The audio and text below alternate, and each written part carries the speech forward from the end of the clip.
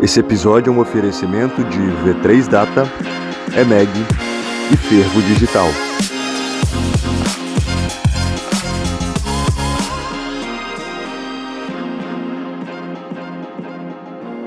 Tá começando mais um episódio de O Gestor, o seu podcast quando o assunto é gestão prática. Nós trazemos aqui os melhores gestores capixabas e nacionais para uma conversa aprofundada sobre as melhores práticas de gestão para que você consiga traduzi-las para o seu negócio e, consequentemente, destravar todo o potencial de crescimento da sua empresa.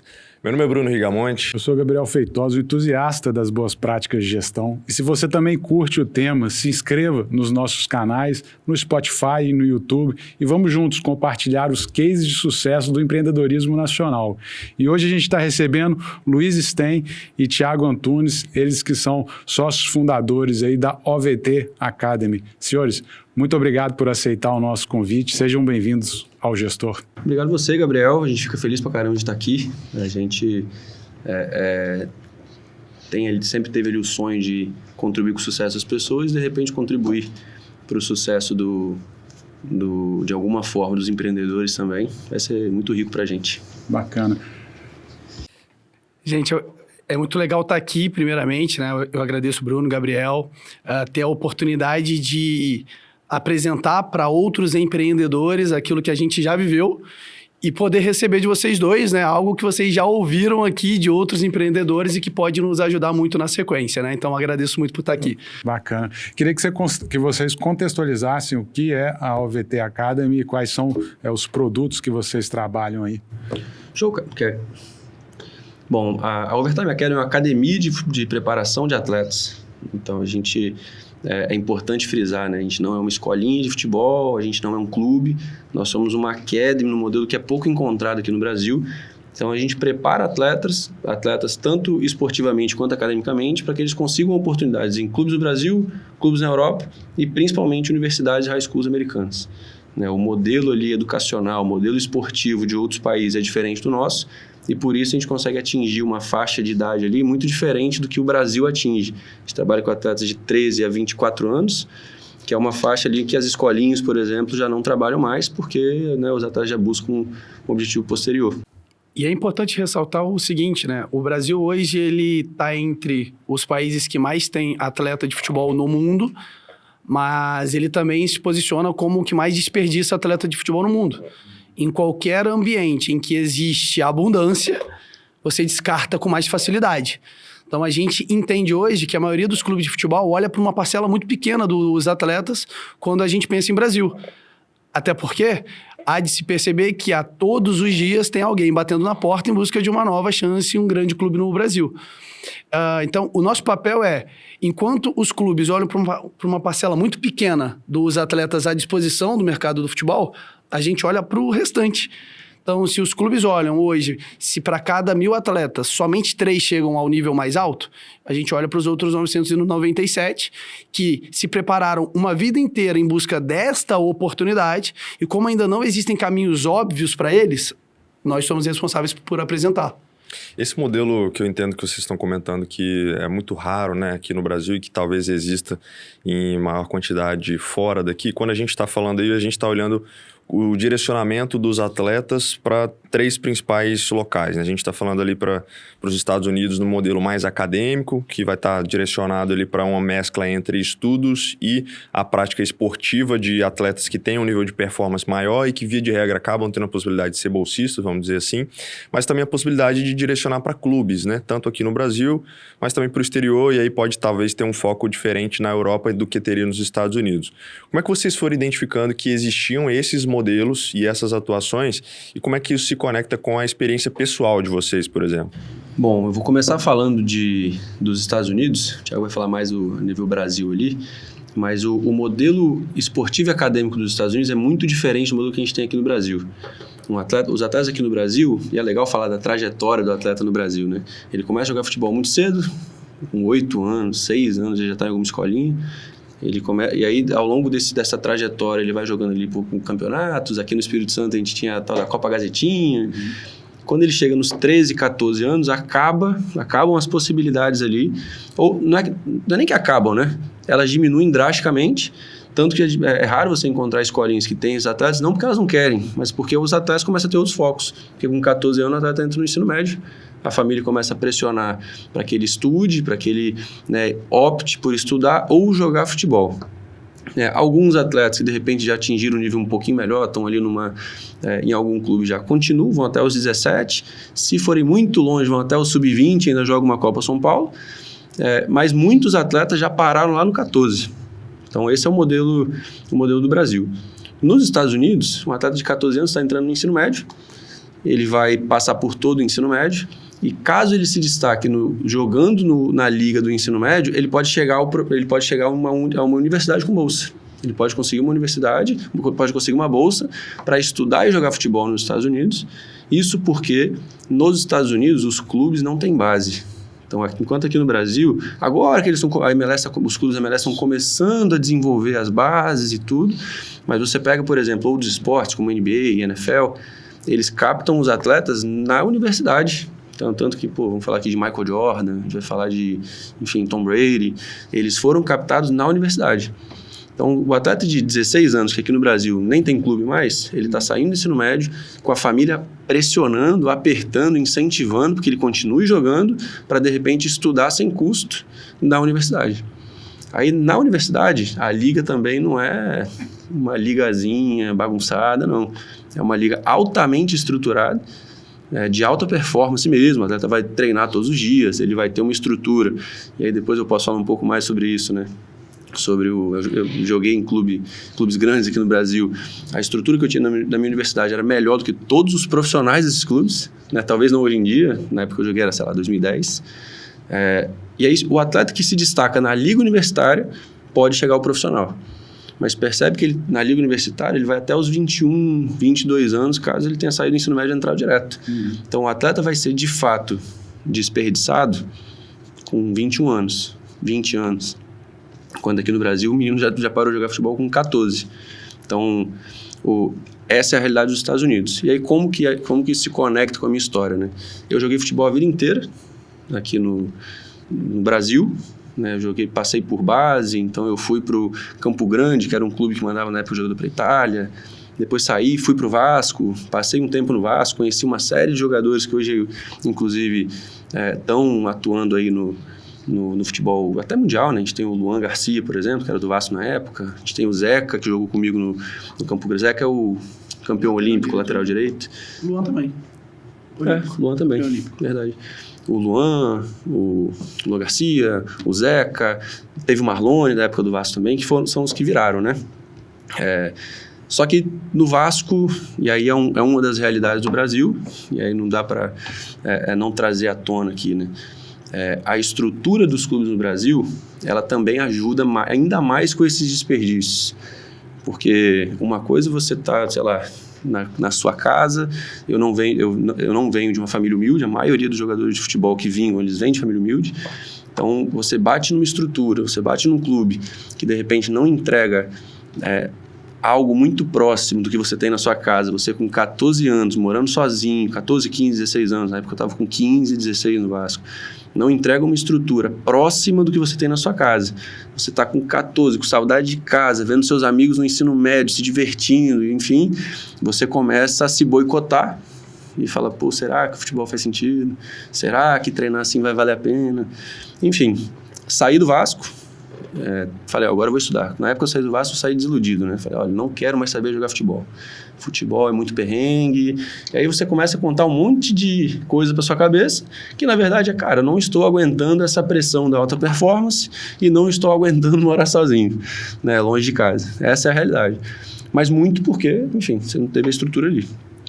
Isso me lembra muito, por exemplo, só para conectar, e aí depois eu volto com você, claro. A história do Kaká, né, que jogou no São Paulo, jogou no Milan, Real Madrid, foi talvez aí, se eu não me engano, o último jogador brasileiro a ganhar o título de melhor jogador do mundo no ano, né, e ele comentando exatamente isso, né, que eles vinham de uma família um pouco mais estruturada e os jogadores também que vinham de famílias mais humildes, de certa forma, colocavam pressão para ele como se ele estivesse tomando o lugar de alguém também. Então, além desse contexto, né, de você ter ali dentro da parte esportiva, dessa pressão da alta performance, você tem muitas vezes o próprio ambiente que muitas vezes pode acabar te expurgando, né? Sem dúvida, isso acontece pra caramba. Eu falei que eu estudava, né? A galera não focava, não queria estudar, por exemplo, porque de repente vinham de famílias que, infelizmente, né, instruíam eles, olha, a sua chance, a nossa chance de ter uma vida diferente é se você for jogador. Então, e aí eu ali querendo estudar, a galera, enfim, acabava não passando, não focando nos estudos tanto quanto. Mas, ao mesmo tempo, a gente percebia ali que, apesar da estrutura ser ruim, né, ou ela não entregar ali o que eu esperava, o que eu tinha em casa, para muitos jogadores aquilo lá é melhor do que em casa. E aí para eles fica mais simples, né? Não que é fácil, mas fica mais simples porque de repente em casa eles não faziam todas as refeições e lá eles faziam quase todas as refeições. Isso já é um salto. Então o próprio Kaká, né, não é diminuindo ali o esforço que ele fez, mas o Kaká era de São Paulo, morava na casa dele e treinava no São Paulo, né? Talvez um jogador com o nível do Kaká tendo que se mudar, sei lá, para o Espírito Santo, para morar sozinho, em um alojamento, com 14 anos, de repente o Kaká ia olhar para aquilo e falar, pô, será, cara, que vai valer a pena? Será que fazer todo esse esforço vai fazer sentido? Porque lembra, não é um atleta de 22 anos, maduro, que entende como as coisas funcionam. É um atleta de 14, 15 anos que ainda precisa passar por muita formação ali para aí sim entender como as coisas funcionam.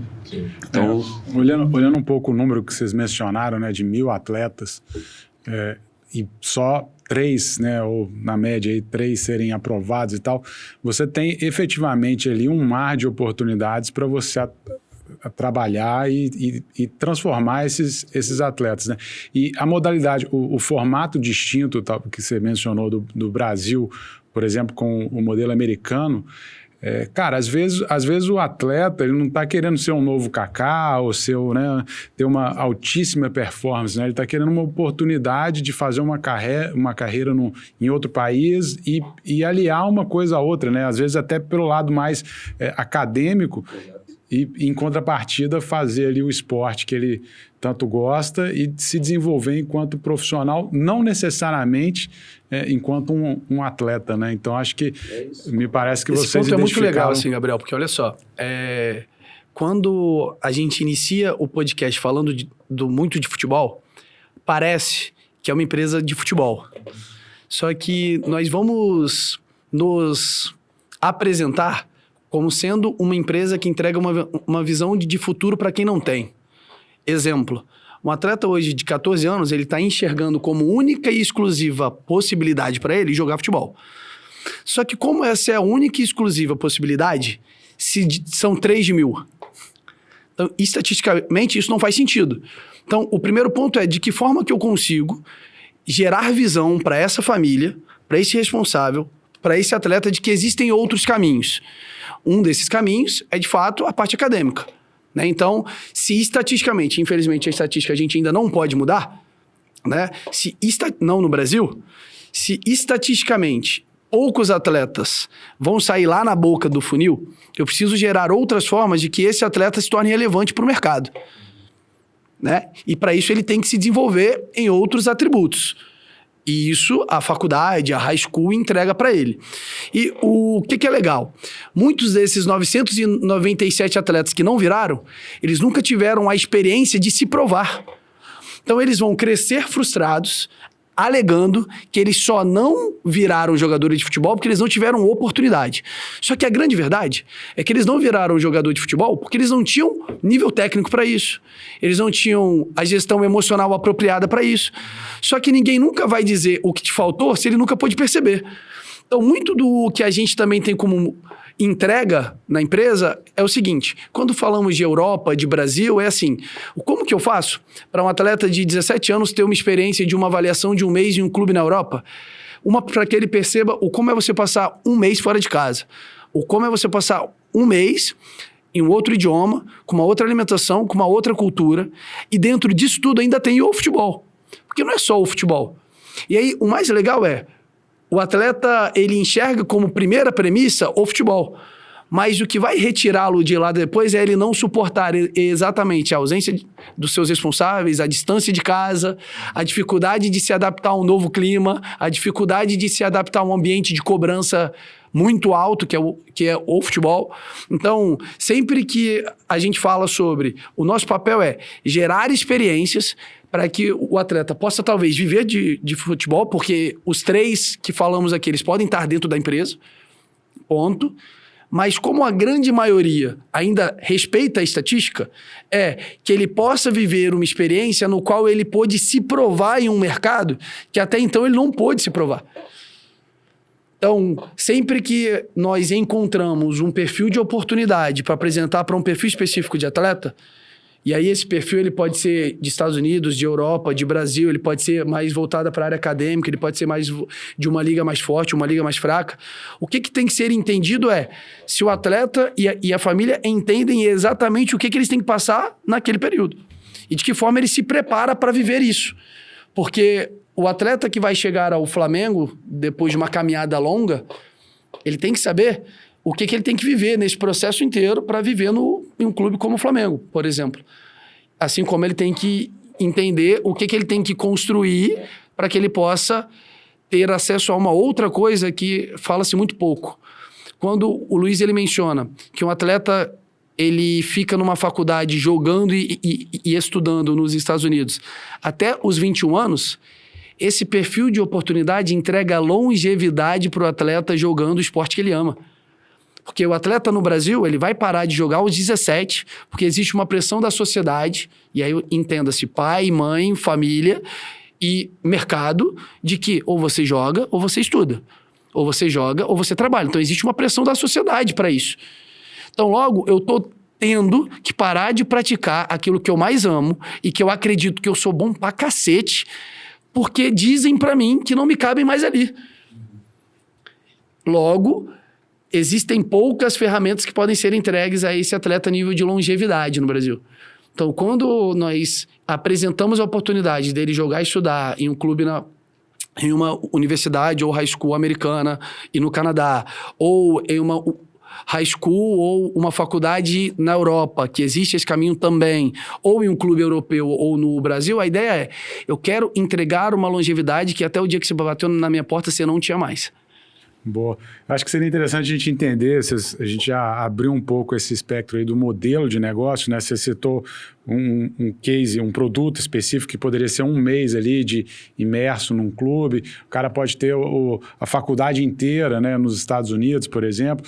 Então, e aí imaginando isso, pelo menos quando eu fico pensando no business de vocês, eu fico pensando tanto, vocês têm obviamente que captar o atleta, mas vocês também têm que mapear na ponta as faculdades, né, as high schools, as oportunidades para que você faça esse match, né? Então, acho que explorando, começando aí desde o início da jornada, vamos dizer assim, né?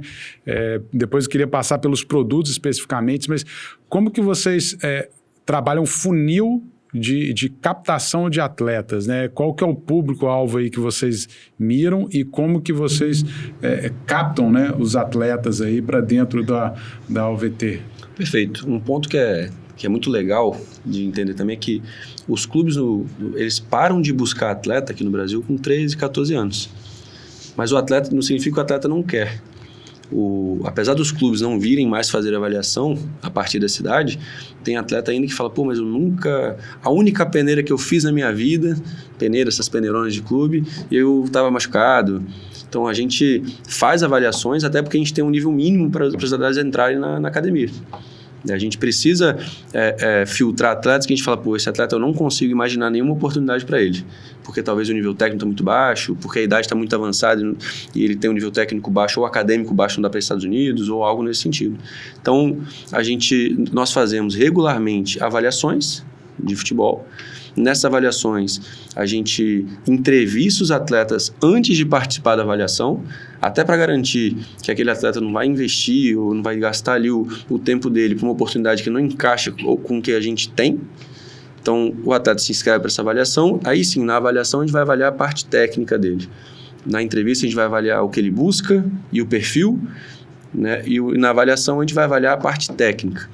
A avaliação ela acaba servindo também para criar um laço de confiança, porque infelizmente o futebol no Brasil ele também tem muita falcatrua, né? Então o atleta ele precisa pegar na mão, ele precisa conhecer, ele precisa esquentar ali a confiança dele, para aí sim a gente fala, pronto, agora a gente vai falar da sua preparação para os aprovados. Os reprovados, a gente entra em contato, e é até algo que foge do comum, mesmo quem a gente reprova, a gente entra em contato explicando por que foi reprovado, senão ele não evolui, né? A gente fala de melhor experiência possível, experiência de alta performance. Se a gente não ligar para o cara dizendo por que ele foi reprovado, ele não evolui e a gente não está cumprindo a nossa missão. Então, o reprovado a gente liga, os aprovados a gente chama para uma próxima entrevista, aí sim mais profunda para avaliar os aspectos acadêmicos e falar de investimento, né? E aí a gente avalia o atleta mais a fundo, porque também acontece do atleta ele ser aprovado tecnicamente, chega na entrevista e você percebe que ele não quer estudar, não está disposto. Você fala, mas eu te aprovei não porque eu te enxergava em clube, eu te aprovei porque eu te enxergava em universidade. Você já está com 22 anos e tem um nível técnico mediano. Em universidade cabe. Para clube no Brasil, não cabe, 22 anos é profissional já. E aí o atleta não está disposto a estudar, a gente reprova na entrevista de matrícula, na segunda entrevista ali. Os aprovados se matriculam e começam a se preparar com a gente. Ao longo da preparação, agora já entrando ali na preparação, fazendo todo o caminho do atleta, ao longo da preparação, o atleta passa por 3 níveis de preparação. 3 níveis, né, dentro do processo. Primeiro a gente cria um perfil esportivo e acadêmico, então vídeo de melhores momentos, nota da escola, teste físico, tudo que é necessário ali para buscar as oportunidades. Na segunda etapa, com esse perfil pronto, a gente vai prospectar, vai buscar ali todos os tipos de oportunidade com base no perfil do atleta e até do que ele busca, né? Porque tem atleta que às vezes tem nível técnico para jogar profissionalmente, mas diz, olha, eu não quero mais jogar profissionalmente. Foi o meu caso, né? Eu falei, cara, eu não quero. Isso tá? Isso é o que ele disse. Foi, cara, que é isso? Era pra eu ter feito esse corte antes aqui, mas é o que ele disse. Né? Que é isso, cara? Ele é assim mesmo. Fui dublê de jogador, ele fala que fui dublê. Eu falei, cara, eu prefiro estudar, eu quero essa oportunidade de estudar e jogar futebol, e se eu me destacar, eu de repente jogo profissional nos Estados Unidos, mas eu quero estudar. Então, a gente entende o que a família quer e com o que a gente, né, enxerga para ela também. Em alguns casos, a gente precisa ainda mostrar para ela que ela deveria querer outra coisa, né? Por exemplo, eu quero clube no Brasil com 22 anos. Eu falo, cara, como é que eu tenho que te mostrar que você precisa de universidade americana? Enfim, quando a gente apresenta a proposta, fez ali o match de oportunidades, a gente vai entrar na última etapa, que é fazer toda a documentação. Para os Estados Unidos envolve visto de estudante, que é um visto diferente do visto de turismo, envolve aplicação na universidade, envolve alinhamento para quando a atleta chegar. A gente faz isso tudo até o atleta embarcar. Então, essa trajetória ali, principalmente para os Estados Unidos. Interessante que o ICP, me parece, pelo que vocês estão falando, que é tanto o cara que se dedica ali aos estudos, quanto que tenha minimamente uma capacidade técnica, né? Existe, vamos dizer assim, um ICP, efetivamente, né? Um tipo de cliente ideal que vocês têm, é o cara que é mediano no estudo e boa performance, ou o contrário, o cara que, joga a bolinha dele, corre, de vez em quando mete uns gols, mas que academicamente tem um bom desempenho. Vou perguntar se eu tô no ICP ainda, tô com 32, você jogo a bolinha e tal, não sou dublê não fui dublê de jogador, não. Sou jogador. Gosto de estudar. Como é que é isso, Thiago? Então, assim, o legal disso, Bruno e Gabriel, é que, assim, historicamente, o que a gente pôde entender é que existe um cara que ele vai obter mais oportunidades, que é o cara que cumpre o processo. É claro que o quanto mais atributos ele tiver, mais fácil para ele. Mas o cara que cumpre a cartilha, por exemplo, existe uma forma de você encontrar os coaches americanos. Existe uma maneira dentro da nossa plataforma de você se conectar com oportunidades na Europa. Existe dentro da plataforma maneiras de você perceber de que forma que o teu perfil atende melhor o mercado. E ele é treinado recorrentemente porque existe um setor na empresa, que é um setor que acompanha mensalmente todos os nossos atletas para saber exatamente aonde ele está, de acordo com o lugar que ele diz que quer chegar. Então, mensalmente, o atleta é acompanhado com uma reunião entre ele e a família, e nesse cenário, a empresa vai dar um feedback para ele. Ó, você lembra que a nossa meta para o mês era essa? Lembro. E por que não cumpriu? Ou, que legal, cara, você cumpriu e já está mais perto da oportunidade tal. E aí, esse setor, ele já tem uma conexão que já pode proporcionar para ele essa nova oportunidade. Então, quem é mais curioso, quem é mais proativo e quem cumpre as tarefas vai estar mais próximo do processo de embarque. Então, ele pode ter o nível acadêmico muito alto e o esportivo mais baixo. Ele vai encontrar dentro da plataforma um caminho para que ele alcance a oportunidade em que o perfil acadêmico é mais valorizado do que o esportivo. E é legal porque quando a gente fala de ICP, a gente vai falar, o perfil ideal, né? Ali, obviamente, só que o cliente ideal ele é tão raro que a gente não teria um negócio muito menos escalável se a gente dependesse dele. Já tá falando de futebol. O que foge do comum ali, do mercado do empreendedorismo, é não, qual é o seu cliente ideal? Você tem que buscar ele. Mas o nosso cliente ideal, ele é um cara que joga muito bem e é muito bom aluno.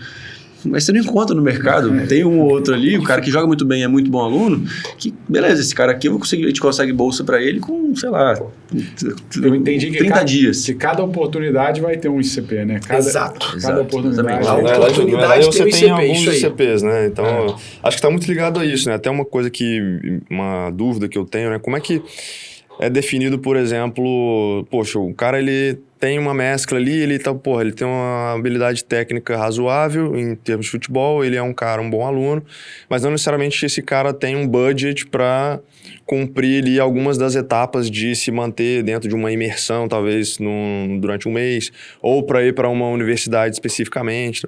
Como é que é essa mescla de entender, e às vezes o cara que é um puta outlier de jogador de futebol, ele é academicamente ok, mas, cara, ele é um outlier pra caramba, mas não tem tanto orçamento, talvez, para se manter ou para cumprir algumas etapas. Como é que vocês abordam essas questões também? Ótimo. Eu vou citar um caso de um atleta nosso que acaba de ser artilheiro na Europa, em Portugal.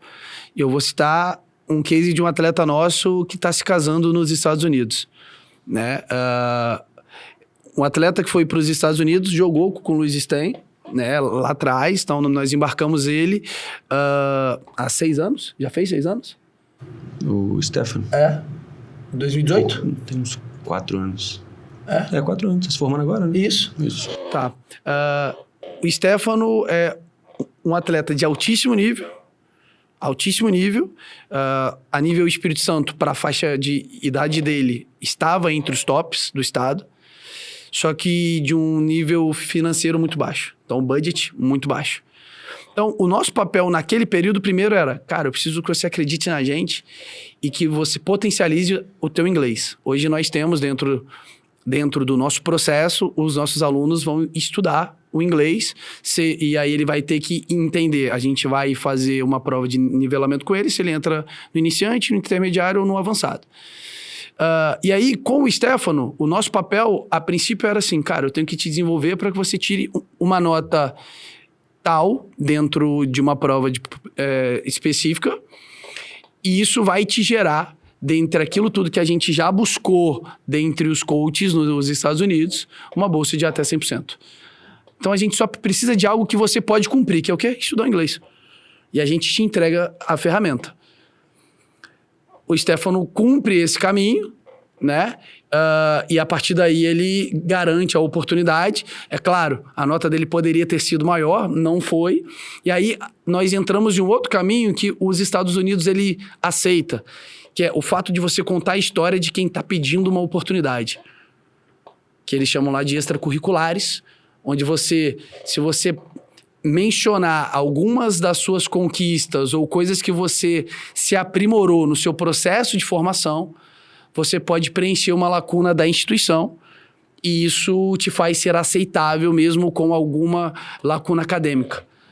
Então, mesmo ele não alcançando o score na nota da prova, a gente pôde, junto com essa ferramenta, gerar espaço e acesso para ele numa universidade americana, aonde ele se garantiu depois, graças ao nível técnico, né? E aí o resto é história, porque agora ele já se relaciona lá, tá para se casar lá. Então o Stefano é um caso desse. A gente reconhece o perfil técnico, as instituições adoram atletas com alto índice técnico, A gente acessa a instituição, o coach diz o que é minimamente aceitável para que aquele atleta com uma restrição de budget possa estar dentro da instituição. E o nosso papel é prepará-lo com as ferramentas para isso, né? Para vocês atingirem um público que talvez não conheça o trabalho de vocês ou talvez confunda o modelo de negócio de vocês com talvez o que vocês comentaram logo no início, né, uma escolinha ou com um clube, enfim, por de fato não se ter tanta familiaridade, não ter cases dessa forma.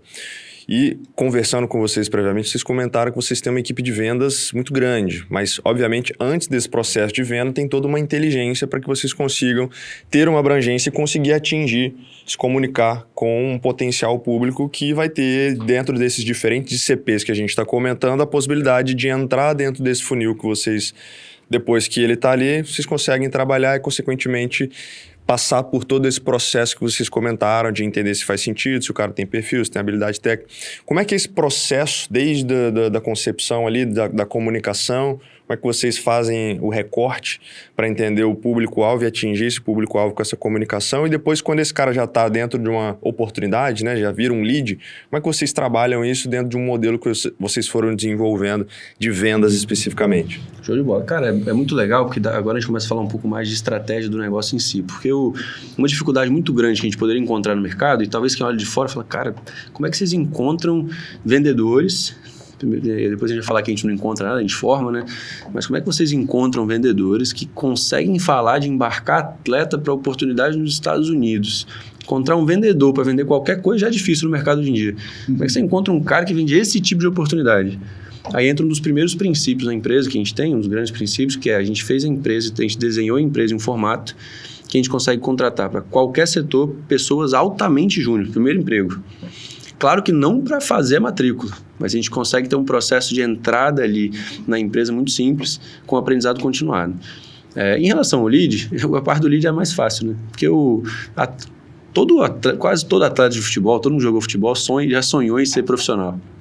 Então, literalmente, ali a captação do lead é, cara, tem uma avaliação aqui. Fazer o tráfego, por exemplo, fazer ali a captação dos leads é muito simples. Procura-se jogador de futebol. Né? Procura-se atletas buscando oportunidade. Porque, de fato, é isso que a gente vai entregar depois. Inclusive, acabo de ter venda aqui no relógio. Chega a notificação aí, né, cara? E chama a atenção que vocês falaram que tem uma equipe de 28 vendedores, não é isso? Quase 30 vendedores. Isso. E a gente ainda está captando agora mais a meta são 16, né? Porque a gente acaba tendo em torno de 9 vendedores, 8 vendedores para cada unidade. A gente está hoje com Vitória, Linhares, Cachoeiro. Linhares e Cachoeiro são polos, né, pertencentes à S1. A gente tem a unidade de Curitiba e a unidade de São Paulo, que aí São Paulo cabe 28 só para lá, né? Mas vamos separando de forma mais clara ali. Com Curitiba a gente ainda está no processo de recrutamento e Brasília também.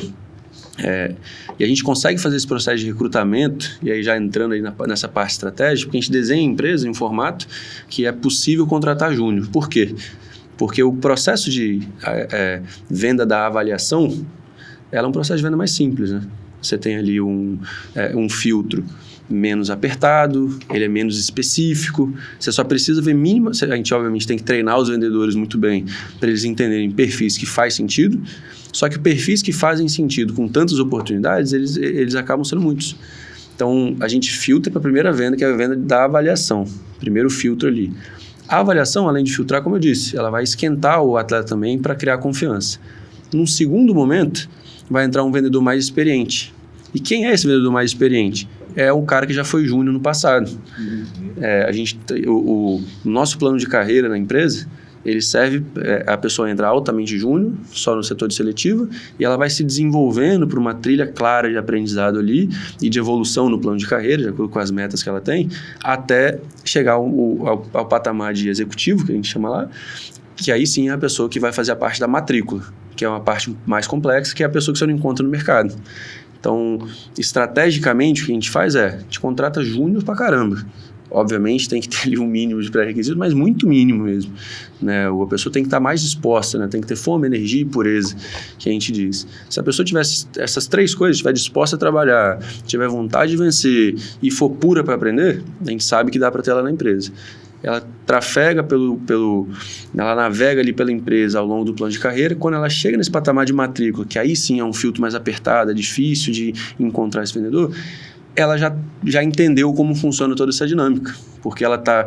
E aí agora a galera do home office que gosta do home office vai me matar, né? Mas não é nada contra o home office total. Mas o nosso modelo, para ter esse tipo de aprendizado continuado, a gente acredita muito no presencial, porque as pessoas acabam se comunicando muito rápido, elas acabam aprendendo muito rápido e elas acabam se desenvolvendo para fazer vendas boas muito rápido, né? Para entender todo esse processo, nessa proximidade facilita. Para falar um pouco em termos de números, né? Quantos leads, mais ou menos, por mês e quantos novos clientes aí por mês que vocês recebem? Hoje nós atacamos por dia, vou dar a média por dia. Hoje a gente tem uma média de 6 agentes por praça, por franquia, e cada um deles recebe entre 7 a 12 leads por dia. Então, a gente tem, em média, 60 leads por franquia no dia, e cada agente ele vai ter que gerar ali até 50 referidos desses 10 leads. Então, eles vão ter que falar com, no mínimo, 60 pessoas naquele dia. Então, esses 6 agentes, eles vão ter que falar com 360 atletas naquela praça, naquele dia. Então, essa é a lógica comercial dentro de cada praça. É um baita esforço comercial, né? E aí um ponto, olhando justamente como dar vazão a esse esforço comercial, me fica a dúvida também de como que vocês trabalham as oportunidades, como que vocês olham para o mapeamento de oportunidades mundo afora e, cara, como cada vez quando entra mais atleta, entra mais clientes, né, você vai ter que ter esse mapeamento muito bem feito, né, de novas oportunidades, de novas high schools, etc. Esse é um ponto legal, que eu falei agora desse princípio de ter a liberdade. Não é que a gente só contrata júnior, né? A gente tem pessoas sênior lá dentro, tem pessoas especializadas lá dentro, mas a gente precisa ter um modelo, a gente entendeu que a gente precisava ter um modelo que a gente consegue formar muito bem. Por exemplo, no setor de vendas, que é o que a gente estava falando agora, ele é um setor que, o bom vendedor, né, eu vejo muitos empreendedores dizendo, cara, eu tenho dificuldade de encontrar bons vendedores no mercado. Eu falo, claro, o bom vendedor está empregado. Hoje já teve seu negócio. Hoje já teve seu negócio. Ele está empregado, ele não está dando sopa no mercado. Então, você tem que entender como formar bons vendedores. Então, esse princípio que serve para o setor comercial, ele serve para o setor de embarque. Lembra que a gente falou que a gente tem um perfil de acompanhamento do atleta? A gente consegue contratar pessoas altamente júnior, então aquele princípio de contratar júnior, altamente júnior para o setor de acompanhamento do atleta. Aquela pessoa júnior, ela entra naquele setor, ela vai passando por um período de aprendizagem, enquanto ela está ensinando, porque ela tem ali uma metodologia, né, que ela precisa aplicar com o atleta, e ela está aprendendo sobre esse processo de embarque, vendo os agentes de embarque fazer e se conectando com eles. Eles têm que fazer reuniões diárias. Então, eles desenvolvendo. O atleta, eles estão se desenvolvendo. Depois ele começa, e ele tem que participar de todas as vendas, todos os processos do agente de embarque. Todos os processos ele tem que acompanhar dos agentes que a gente tem hoje. E aí chega um momento que ele fala, beleza, eu vou usar do pote de oportunidades, do leque de oportunidades que a empresa tem para apresentar uma proposta, sendo fiscalizado por aquele agente de embarque. Então, ele fez ali agora ele fez o primeiro embarque dele sendo fiscalizado, sendo acompanhado. Até que chega um momento que ele fala, agora você vai precisar... Você vai fazer tudo com essas oportunidades que eu já filtrei, que eu já garanti que está tudo certo, sozinho. Beleza, agora a gente tem um agente de embarque formado e no próximo passo a gente vai ter as pessoas que buscam as oportunidades. Porque depois que a pessoa já entende o tipo de oportunidade, a gente vai ensinar para ela já se tornou sênior para entender o que é uma boa oportunidade, ela entende como se conectar com coach, ela entende como se conectar com treinadores, ela entende como se conectar com clubes, e aí ela começa a entender como buscar oportunidades. Então, a gente forma desde lá da pessoa entrando na empresa, né, o júnior entrando na empresa, até uma pessoa que consegue buscar junto da gente esse perfil de oportunidade e colocar naquele pote que eu falei. E a lógica disso, assim, ela é muito fácil de ser percebida. Exemplo, qual tipo de anúncio eu solto no mercado para encontrar alguém que conhece de oportunidade para jogar e estudar nos Estados Unidos? Não existe esse anúncio. Então, procura-se agente de embarque de atletas para conseguir bolsa nos Estados Unidos. Sabe? Você não faz isso.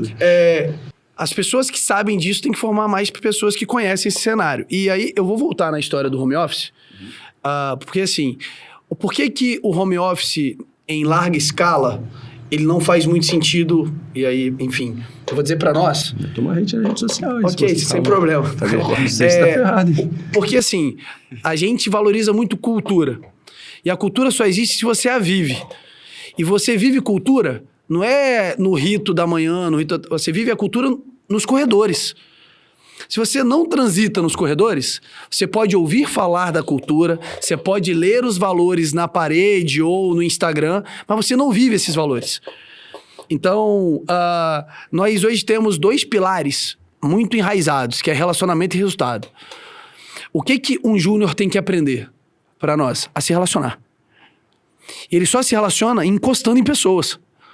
Ele só se relaciona entendendo a importância que o cliente tem para a nossa empresa. E a importância deste produto pro cliente.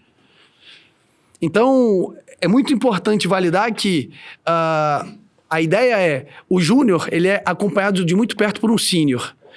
A venda que chegou aqui agora é de um rapaz que entrou ontem na empresa. Ele fez o treinamento ontem, hoje ele é entregue para um treinador. O treinador tem que ensiná-lo. Então é como se fosse... Não é um treinador de futebol, não. Não, da equipe comercial. Eu não vou chamar ele de líder, porque existe um líder de fato. Ele ensina a tarefa. O líder inspira, né? Então, nesse caso aqui, o Marco, que é aqui o vendedor, é o quê? Ele iniciou hoje. Tem alguém ao lado dele, no processo de entrevista, no processo de venda, que pode apertar o freio a qualquer hora se ele falhar. Então, tá ao lado, ele tá tocando da reunião. Se ele se perder, se ele não souber manter a coerência, o sênior assume. Então, é um júnior que entrou ontem e hoje ele já fez a primeira venda. E aí, é claro, ele vai receber muitos nãos hoje, muito mais do que esse sim que ele acaba de receber. Mas o mais legal é isso. Eu garanto a cultura e, mais que isso, eu garanto que o produto que está sendo entregue na venda, de fato, será entregue na prática. Porque a venda só acaba quando o cliente recebe o produto e não na hora que a venda é feita. E o home office, como há uma distância entre o cliente e o vendedor, entre a cultura e o vendedor, ele acredita que a venda dele acabou na venda, no comprovante. E aí isso ocasionalmente vai gerar algum ruído no processo de venda.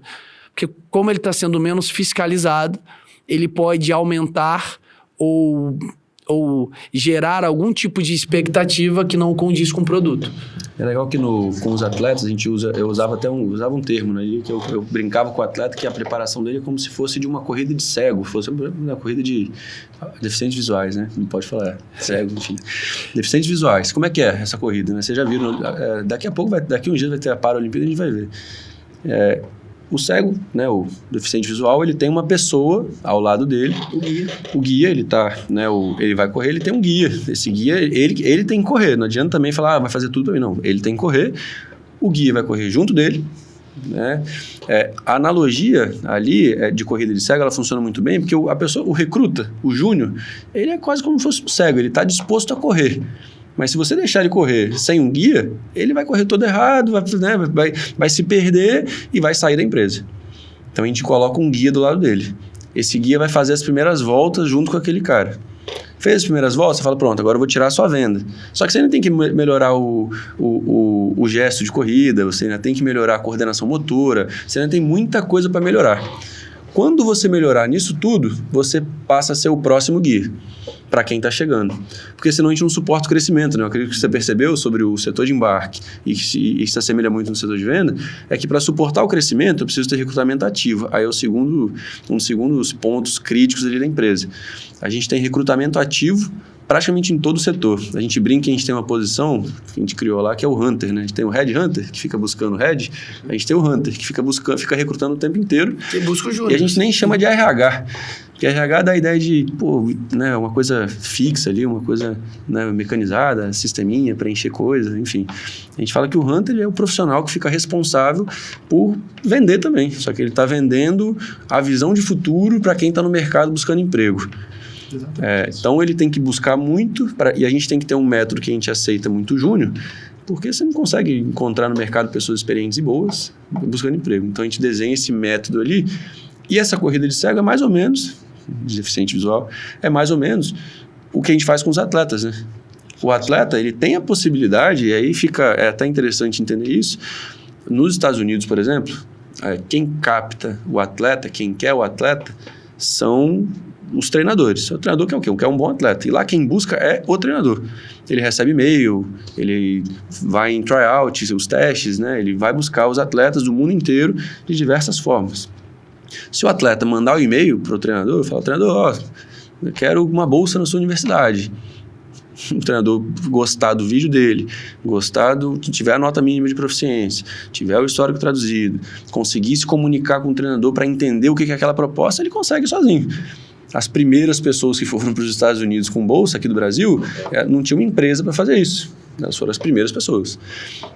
O ponto o atleta precisa ser guiado ao longo dessa jornada até ele embarcar. Então, a gente faz exatamente isso com o atleta, a gente faz isso com os agentes, com os vendedores, a gente faz isso com o setor de embarque, a gente faz isso com os treinadores, né? Os nossos professores, a gente também consegue contratar pessoas relativamente júnior, porque a gente tem um processo de formação continuado. Então, a gente desenha a empresa desse jeito para suportar a escala, né? Senão a gente perderia a escala muito rápido. A gente fala, pronto, agora eu preciso de 8 vendedores, porque a gente abre uma unidade, né? Igual agora a gente vai abrir... Brasília está abrindo no mês que vem, né? A gente já precisa de cara de 8 vendedores. Né? Obviamente, vai formar um, depois forma outro e tal, mas a gente precisa de 8. Se a gente não tivesse esse processo, a gente ia fazer o quê? Que seria um baita de um erro. Pegar os nossos 28 e dividir. Aí a gente não está crescendo, né? A gente está dividindo força. A gente está dividindo. A gente não está somando mais uma nova unidade com mais vendas. A gente está dividindo a força de uma equipe de venda que já existe. Então, quando entra uma nova franquia, a gente forma aquela equipe comercial para aquela unidade. Uma das coisas que me chama a atenção é essa capacidade que vocês têm, de fato, de formar pessoas, entendendo o valor que vocês têm, conseguem gerar a partir de duas perspectivas. A primeira é de padronização de processo, porque você precisa ter uma esteira ali daquilo que você já masterizou, que funciona nessa jornada, tanto de venda, mas também de experiência do cliente. E segundo, de ter uma cultura que vai estar diretamente relacionada a essa capacidade desse indivíduo que está entrando numa fase mais júnior, de olhar para aquele ambiente como sendo uma plataforma para que ele possa se desenvolver e alcançar os seus objetivos ali. O que eu queria entender, num desses aspectos que eu citei, que é a experiência do cliente que você consegue gerar. Quais foram os aspectos que vocês foram entendendo ao longo do tempo que fariam sentido, tanto numa perspectiva de que a equipe de vocês conseguiria performar muito bem, mas também que foi funcionando muito bem na ótica dos clientes de vocês, né? De quem foi passando pela esteira dos programas que vocês conseguem conectar. Então, eu vou só realizar um adendo no que o Luiz ele acabou de falar, que é o seguinte: tem um outro ponto que quase ninguém fala, que é, exemplo, hoje nós temos 480 atletas ativos no Espírito Santo, em Linhares, Cachoeiro e Vitória. E nós temos em São Paulo 130 atletas. Qual das duas franquias precisa de ter mais venda? Eu não podia responder não, né? Do ponto de vista que a maioria iria responder, São Paulo, para alcançar o Espírito Santo. Na verdade, não. Porque existe um fator em jogo que é a taxa de evasão. Se a taxa de evasão de uma franquia é 10%, mensalmente está saindo 48 atletas do Espírito Santo e 13 atletas de São Paulo. Então, se a franquia de São Paulo ela vende 20 por mês e Vitória vende 20 por mês, quem está vencendo aqui o jogo? São Paulo. São Paulo está crescendo 7 atletas, enquanto o Espírito Santo está perdendo 28. A força de venda não pode ser mais a mesma. Então, é importante na construção de equipe comercial que o quanto mais a franquia cresce, mais vendedores esse time tem que ter. Porque senão ele não suporta a capacidade de crescimento local. Porque senão a sua taxa de evasão em algum momento se torna maior do que a capacidade de entrada de novos clientes. Então, isso para modelo de assinatura em geral funciona muito assim, né? Porque uma tendência natural é olhar uma comunidade que está sofrendo, né? Pô, uma unidade faz 150 vendas de seletivo. E aí, eu até respondendo aquela primeira pergunta, a taxa de conversão vai ser ali de 30% se matriculando de fato. Então, 150 participaram da seletiva, 30% aproximadamente, 30% a 50% vão se matricular de fato. Então, tem os reprovados, tem o reprovado na seletiva e tem os que pensam que, pô, não precisa investir, tá, projeto social, algo nesse sentido. Um ponto que é crítico ali para o modelo de assinatura, qualquer modelo de assinatura, é que quanto maior você está, mais vendas você precisa fazer para suportar a evasão. Esse é o ponto do Thiago. O natural, quando você tem uma unidade fazendo 150 vendas e a outra fazendo 30, é você falar, pô, eu tenho que ajudar essa que está fazendo 30, né? Só que de repente ela está com, pô, acabou de começar, está com 30 atletas ativos. Ela vai fazer 30 vendas, vai converter 30%, ela vai ter 10 atletas entrando. Digamos que a taxa de evasão seja de 10%, tem 3 atletas saindo. Você está crescendo por 7 atletas, está crescendo 20% no mês, né? Então, esse é um ponto interessante, porque a gente separa isso muito bem. Você me lembrou, Thiago, você falou assim, você fez o comparativo das análises aí das suas franquias, né? Mas, cara, quando eu olho para o meu negócio também, a gente também está crescendo em pessoas e, obviamente, em número de clientes. Então, o desafio comercial, à medida que eu vou também crescendo a equipe, eu tenho lá, sei lá, 30 clientes ativos, ano que vem eu vou ter 40, 50...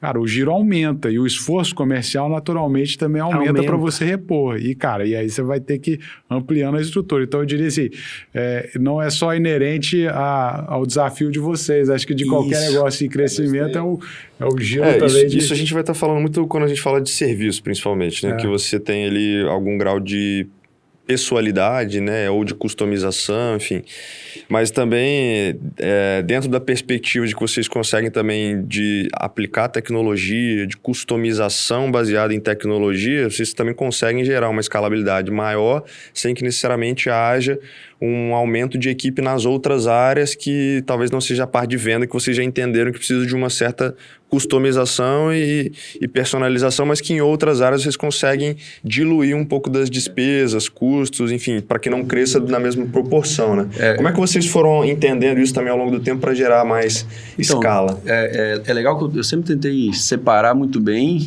aqueles 3 princípios e olhar sempre muito para eles, inclusive no desenvolvimento. Então, a gente desenvolve dentro de casa hoje. A gente, toda essa área de desenvolvimento, tecnologia, a gente faz dentro de casa. Primeiro porque, cara, a gente quer reduzir custos. Né? Mas se você não desenha ali um método claro para você conseguir reduzir custo, sem deixar a desejar na entrega, você tem que ter essa esteira ali de desenvolvimento. Então, é óbvio que desenvolver o primeiro software da empresa, quando a gente estava com 100 atletas e os atletas entravam menos, era uma coisa. Agora, com 500 atletas em Vitória, mais os atletas de Curitiba, mais os atletas de São Paulo, a coisa muda. Então, a gente desenhou uma esteira muito parecida também para o desenvolvimento de software, né? Para programadores, que é outra coisa que é escassa no mercado. Então, sempre aquele princípio de, já que não tem no mercado, à disposição, à vontade, a gente cria uma esteira de desenvolvimento aqui dentro de casa. A gente fez isso para software e para tecnologia. Então, nesse formato, a gente também consegue escalar a tecnologia à medida que a empresa escala. Então, o que a gente fez... Hoje, a gente tem um software feito dentro de casa, que ele é utilizado para gerir todas as franquias, todos os franqueados conseguem gerir a empresa deles de ponta a ponta. Então, de realização de evento de seletiva, a check-in de presença na seletiva, até se o aplicativo do inglês do atleta está habilitado. Né? Até a avaliação do professor, tudo por dentro de um software que a gente desenhou dentro de casa. Porque a gente foi aprimorando exatamente na escala. Então, a realidade do desenvolvimento, falando agora muito de software, enfim, ela mudou muito do que era 10 anos atrás. 10 anos atrás, você formar um desenvolvedor era muito mais difícil, porque as tecnologias também eram tecnologias muito mais complexas, né?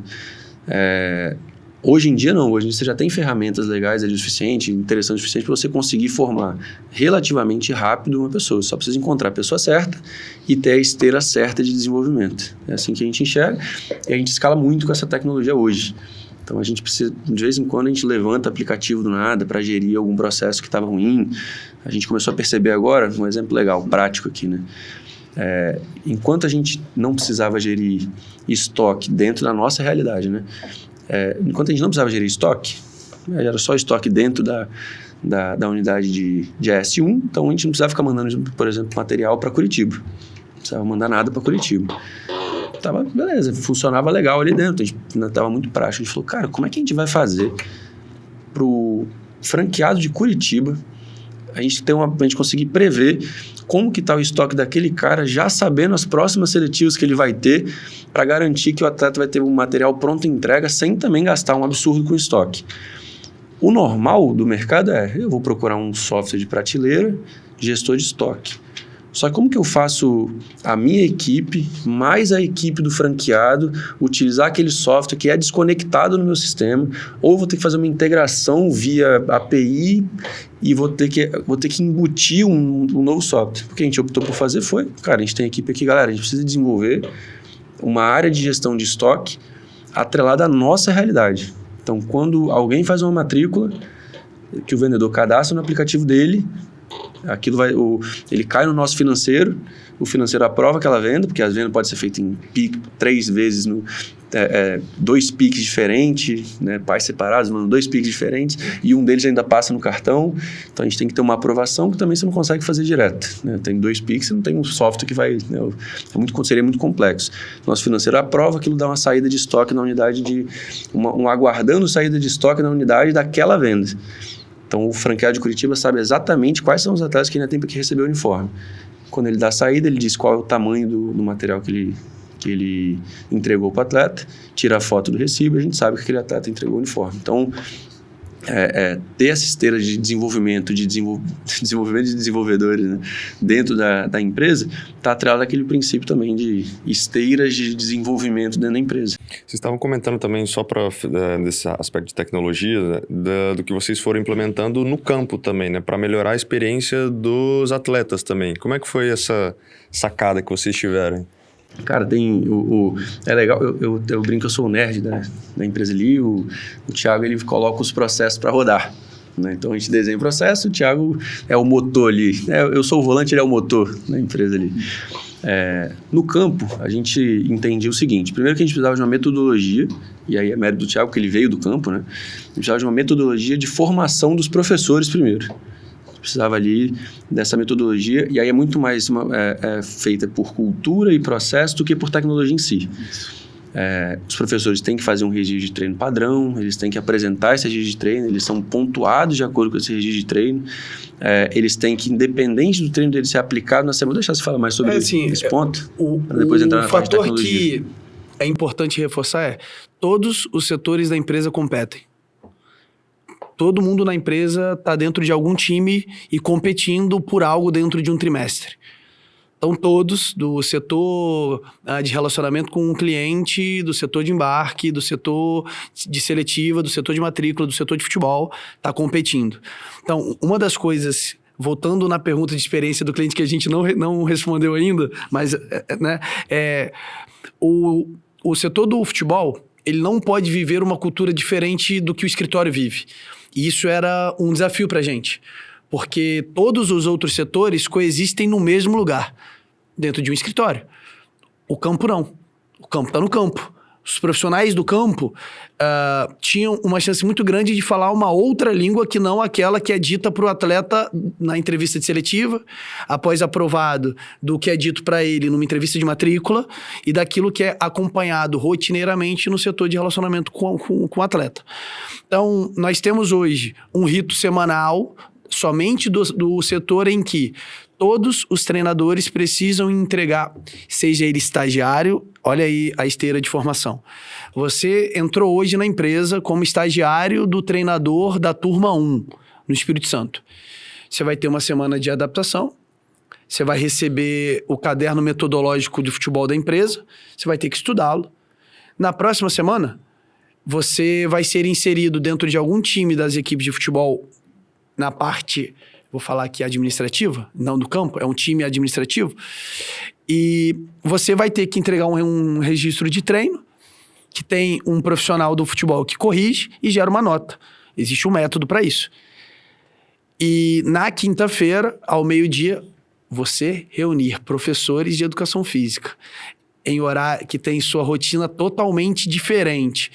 O único horário que nos restou, horário do almoço. Então, meio-dia de quinta-feira, todos os profissionais da empresa de Curitiba, Brasília, Espírito Santo e São Paulo estão reunidos numa sala virtual e 2 são escolhidos para ter um duelo entre o teu registro de treino, o teu e o dele. E aí vocês vão apresentar o teu registro de treino um para o outro e isso também vai gerar uma nota. E a gente criou isso em formato de faculdade. Tem 2 professores que corrigem esse treino ao vivo e eles vão dizer se a intervenção foi adequada, se a dicção tá boa, se o processo de apresentação da atividade é condizente com aquilo que está no caderno metodológico e se a capacidade de ser coerente entre o que está dizendo e o que está escrito é boa do professor. Então, ele entra estagiário, mas na hora que ele vira o professor da turma, ele já está pronto para tocar aquela turma. Então, mesmo que ele não aplique o treino, não é ele que vai realizar o treino, mas ele tem que apresentar o dele.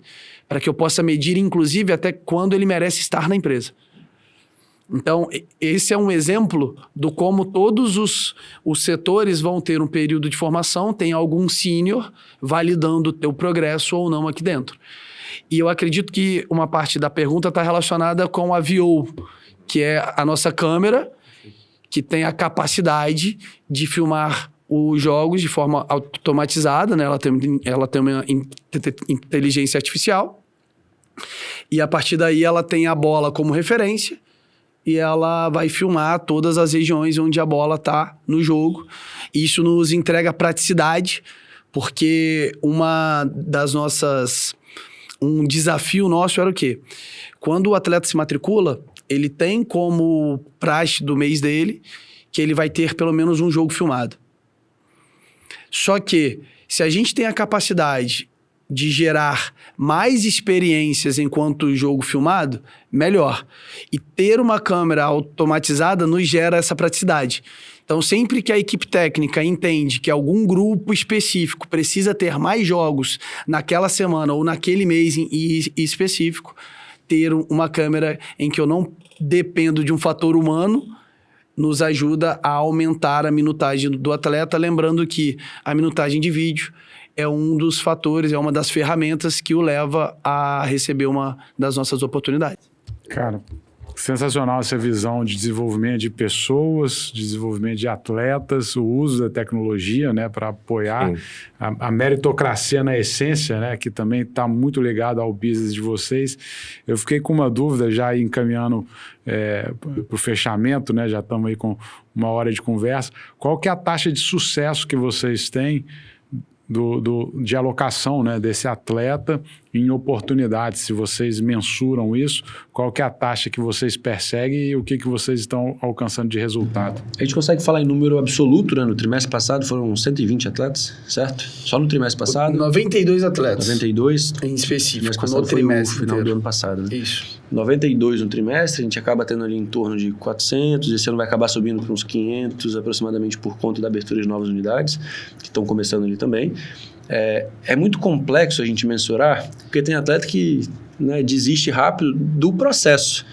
Entrou, fica 2 meses, eu tenho que treinar no sol, tenho que me dedicar, ele acaba evadindo. Em relação à matrícula, é difícil de mensurar.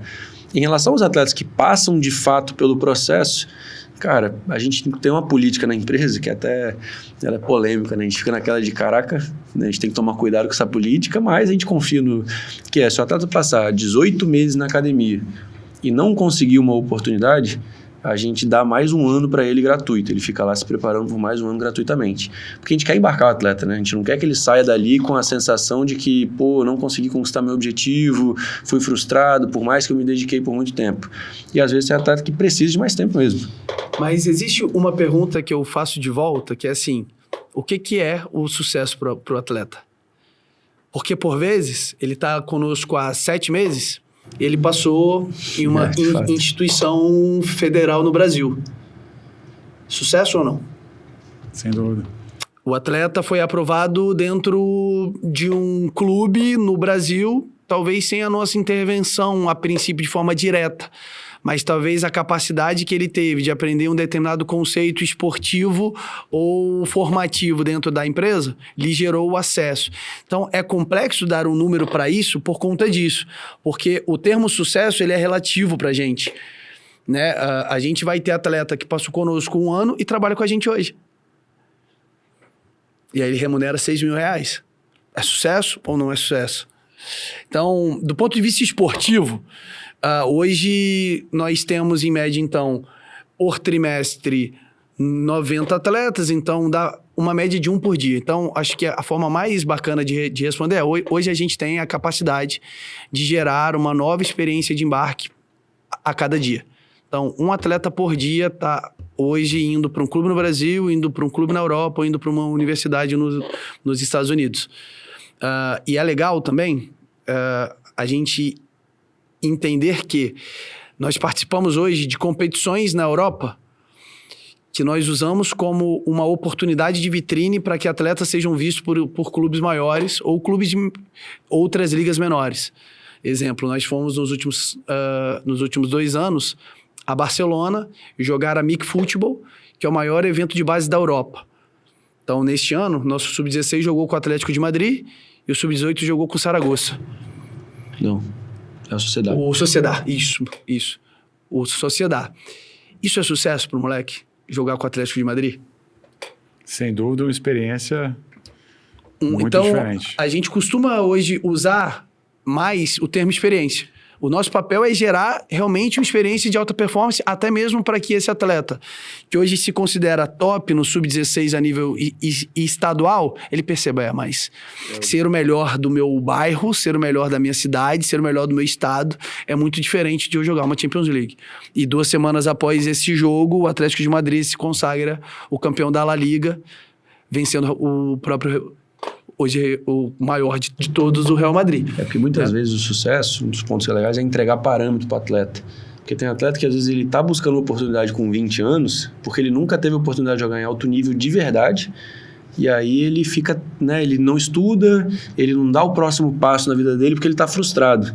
E aí quando ele vai para uma competição dessa, ele fala, pô, agora eu entendi o que é o futebol de alto nível, porque eu era o melhor do meu bairro, mas isso não significa que eu posso jogar em um clube grande do Brasil, porque agora eu entendi a distância que eu tô do alto nível de verdade. Eu até brinco que eu vi aquela galera do Flamengo de 2019 ali, aí tinha o Rodinei. E, cara, eu vi a galera criticando pra caramba. Nossa, se o Rodinei tá no profissional, poderia estar. Eu falei, cara, vai lá treinar com o Rodinei. Ele vai te atropelar, força física pra caramba. Corria pra caramba. Corria pra caramba e tal. Mas o negócio é, ele não tá lá jogando com o Rodinei. Ah, mas eu pego a bola aqui no meu bairro, eu pego a bola aqui no meu bairro. Aí o parâmetro muda, né? Eu pego a bola aqui no meu bairro, beleza, vai lá, o Rodinei vai deitar e rolar em cima de você. Porque lá você não vai conseguir fazer o que você faz aqui. E às vezes tem um atleta que ele fica agarrado na ilusão, fica agarrado ali no que ele sonhava lá quando ele tinha 13 anos, até os 22, quando ele vai para uma oportunidade, joga uma competição, faz um teste em algum clube, e aí ele fala, opa, agora eu entendi, e agora eu entendi que eu tenho que estudar ou que eu tenho que trabalhar. Isso. Aí isso desbloqueia o caminho dele olhar para os Estados Unidos, porque a princípio ainda há muito... Não, mas eu tenho espaço sim, uma equipe no Brasil, na Europa. Quando ele tem uma experiência dessa, e aí a gente, na hora que volta lá você vai ter 1 mês em avaliação em um clube em Portugal. É para que ele possa viver exatamente a vida de um atleta de futebol, e a partir daí, ou ele de fato cabe, ele percebe que cabe, e aí a gente dá sequência em relação a isso, ou ele volta dizendo assim, realmente a medida de desempenho é outra, e agora eu acredito que eu posso ouvir mais sobre a oportunidade de ir para os Estados Unidos ou Canadá. O que a gente busca garantir, falando rapidamente da experiência que a gente pulou a sua pergunta, o que a gente busca garantir é que durante a preparação, durante o processo dele na academia, ele vai ter excelentes experiências. Então, a liga interna que a gente tem, ele vai ter uma ótima experiência. Vai ter uniforme arrumadinho, ele vai ter minutagem, ele vai ter uma competição de alta performance, a gente vai fazer questão de falar o tempo inteiro com ele para mostrar que ele está sendo visto, por isso que existe o setor de acompanhamento. A gente vai fazer questão que, por mais que chegue dali a 12 meses, ele fala, pô, passei no vestibular, ele diga, mas pô, adorei estar aqui.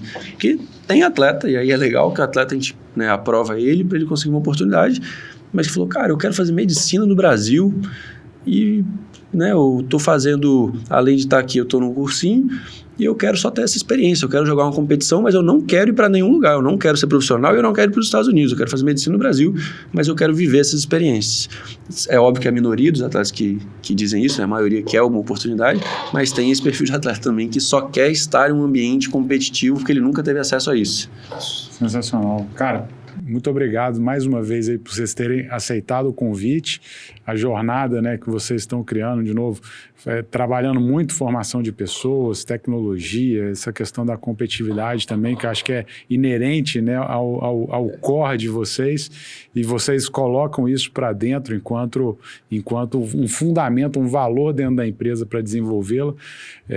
Muito sucesso aí para a jornada de vocês, que mais oportunidades sejam encontradas aí com esse trabalho tão legal que vocês estão fazendo. Parabéns pela empresa. Show de bola, obrigadão. A gente fica feliz demais de poder falar um pouco sobre a OVT e aprofundar, né? A gente estava brincando aqui antes de começar, que a gente vai e explica para as pessoas o que vocês fazem. Não, a gente tem uma academia, prepara atleta e tal, explica lá meia hora, o pessoal olha para você e fala, então você é um empresário de jogador? Sou, isso aí. Mas, cara, é um prazer poder falar um pouco mais sobre a OVT e mostrar que existe essa oportunidade e, de alguma forma também, de repente, poder ajudar ali profissionais do futebol, profissionais que não são do futebol também, gestores ali de empresas, que se eles conseguirem pegar alguma coisa aqui para a empresa deles também. Com certeza, tenho convicção de que muita gente vai conseguir extrair muitos insights a partir de tudo que vocês masterizaram, né? Às vezes as pessoas têm muita dúvida, poxa, eu já contrato uma pessoa mais experiente, uma pessoa mais júnior, acho que vocês deram uma aula em relação a essa capacidade de formação de pessoas e principalmente a capacidade de replicar. Então a gente deseja muito sucesso para vocês nessas novas unidades, Brasília, que vocês estão inaugurando aí mais uma franquia e que eu tenho certeza que isso vai fazer a diferença na vida de muitos jovens, pessoas que muitas vezes acabam não tendo uma oportunidade, têm um talento e se forem lapidadas, consequentemente vão ter acesso a um nível de sucesso que talvez elas não teriam se não fosse por intermédio de vocês. Então, novamente, Luiz, Thiago, muito obrigado. E você que chegou até aqui, se você gostou desse conteúdo, quer também se inteirar sobre todos os próximos episódios, se inscreva no nosso canal. Tenho convicção de que isso vai fazer muita diferença na sua jornada empreendedora, dentro do seu ambiente de trabalho. E se você lembrou de uma pessoa que vai também se interessar nesse episódio, compartilha com essa pessoa. Tenho certeza que isso vai fazer também a diferença na vida de quem você vai estar impactando. A gente vai ficando por aqui. Um abraço, valeu e até a próxima.